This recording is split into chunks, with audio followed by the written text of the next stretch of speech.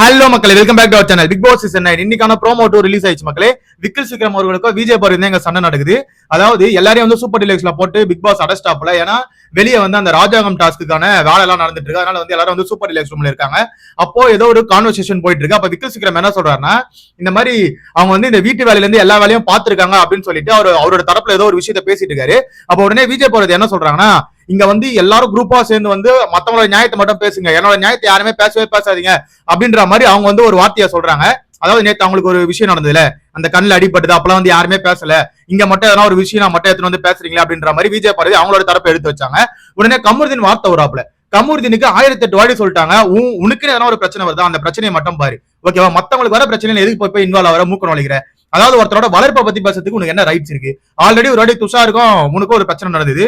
விஜய் பேசிட்டு இருக்கும் போதே நீங்க வந்து அந்த ஒரு மேட்டரை பண்ணீங்க.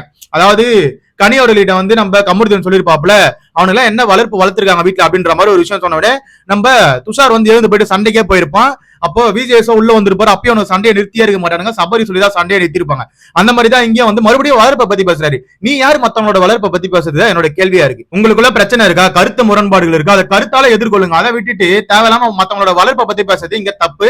அதை வந்து எந்த ஒரு விஷயம் சொல்லியும் ஜஸ்டிஃபை பண்ண முடியாது மக்களே. நெக்ஸ்ட் வந்து அந்த டாபிக் அப்படியே டைவர்ட் பண்ற மாதிரி விஜய் பார்வதி என்ன சொல்றாங்கன்னா, உங்க வக்கரத்தை வந்து இங்க காட்டாதீங்க, மத்தவங்க கிட்ட போய் காட்டுங்க, எங்க கிட்ட ஏன் வரீங்க அப்படின்ற மாதிரி விஜய் பார்வதி அங்க சொல்றதை பார்க்க முடிஞ்சது. அதுக்கு உடனே விக்கல் விக்ரம் வந்து ரியாக்ஷன் பண்ணாப்ல. அதாவது அந்த ஸ்டாண்ட் அப் காமெடியில நேத்து கூட ஒரு விஷயம் பண்ணார்ல, ஒழுங்காமிற மாதிரி ஒரு விஷயம் பண்ணார்ல, அந்த மாதிரி இங்க பண்ணியிருந்தாரு. உடனே வந்து நம்ம விஜய் பார்வதி என்ன சொல்லிட்டாங்கன்னா, இவரோட ஸ்டாண்ட் அப் காமெடியன் பர்ஃபார்மன்ஸ்ல வந்து நம்ம கிட்ட காமிக்கிறார் பத்தி அப்படின்ற மாதிரி அங்க ஒரு போட்டாங்க. நெக்ஸ்ட் விக்கல் விக்ரம் வந்து கோவமாவே பேசினாப்ல. அதாவது இந்த மாதிரி மத்தவங்களோட வளர்ப்பை பத்தி பேசுறது ரொம்ப ரொம்ப தப்பு அப்படின்னு சொல்லிட்டு ரொம்ப கோவமா வந்து நம்ம கமருதீன் கிட்ட வந்து எகிரின்னு போனதை பார்க்க முடிஞ்சது. அப்ப உடனே விஜய் பார்வதி வந்து பர்ஃபார்மன்ஸ் எப்படி இருக்கு அப்படின்ற மாதிரி அங்க அவங்க கலாச்சாரையும் பார்க்க முடிஞ்சது. இந்த மாதிரி இவங்க ரெண்டு பேருக்குள்ளேயே ஒரு பக்கத்துல இருந்துட்டே இருக்கல, அது வந்து பெரிய விஷயமா வெடிக்க போகுதுன்றத பொறுத்திருந்து பார்ப்போம். பட் ஆனா விக்கல் விக்ரம் இப்பதான் வந்து அவரோட உண்மையான ஃபேஸை வெளியே கொண்டு வராப்ல. ஒரு 5 வாரமா வந்து சாஃப்ட் அண்ட் கைண்டா சுத்திட்டு இருந்தவரு இப்பதான் வந்து கொஞ்சம் ரக்கட் மோடுக்கு இறங்குறாப்ல. இதுதான் வேணும். ஏன்னா உங்களோட ஒரிஜினல் கேரக்டர் வந்து வெளியே எடுத்துட்டாங்க. எல்லாருமே ஒரிஜினல் கேரக்டர் வெளியே காமிச்சினா கேம் வேற மாதிரி சுவாரஸ்யமா மாறுன்றதுதான் என்னோட தனிப்பட்ட கருத்து. இதை நீங்க ஃபர்ஸ்ட்ல இருந்தே காமிச்சீங்கன்னா இப்ப வேற மாதிரி நீங்க ப்ரொஜெக்ட் ஆயிருப்பீங்க. பட் ஆனா இப்பயாவது காமிக்க ஆரம்பிச்சீங்கன்னு சொல்லிட்டு நான் சந்தோஷப்படுறேன். நெக்ஸ்ட் இன்னைக்கு காலையில இருந்தே வந்து ஒரு 4 பேர் வந்து வீக்ல ஆக்டிங் போட்டுட்டு இருக்காங்க. அதாவது நம்ம ரம்யா ஜோ அவர்கள், விக்கல் விக்ரம், சுபீக்ஷா, வியன்னா இவங்கலாம் வந்து ஒரு ஒண்ணுமே இல்லாத பிரச்சனையா வாண்டடா கிரியேட் பண்ணி அதை வந்து பெருசாகணும்னு சொல்லிட்டு பிளான் போட்டுட்டு இருக்காங்க. ஏன்னு சொல்றேன்னா, போன வாரம் ஃபுல்லா ரம்யா எங்க இருந்தாங்கன்னே தெரியல, ஓகேவா.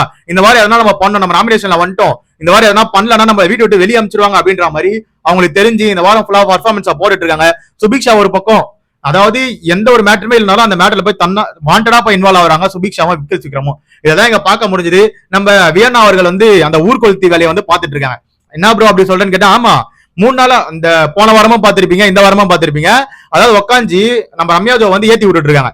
நீ போய் கேளு, உனக்கு தேவையா, நீ போய் கேளு, அங்க போய் சண்டை போடு, இன்னைக்கே போடு அப்படின்னு. இல்ல நான் விஜய் சொல்றேன், அந்த இடத்துல வந்து கேப்டன் எப்படி பண்ணாருன்னு கேட்பாங்களா, அப்ப நான் அட்ரஸ் பண்றேன் அவங்க சொல்ல, இல்ல இப்ப போய் கேளு, ஏன் நீ கேட்காம இருக்க, உனக்கு தைரியம் இல்லையா அப்படின்ற மாதிரி அவங்களை ஏத்தி விட்டுட்டு இருக்காங்க. இதுதான் சொன்னா அவங்க ஊர்கொளுத்தி வேலையை பாக்குறாங்கன்னு சொல்லிட்டு இந்த மாதிரி நிறைய பேர் வீட்டுல பர்ஃபார்மன்ஸ் பண்ணிட்டு இருக்காங்க.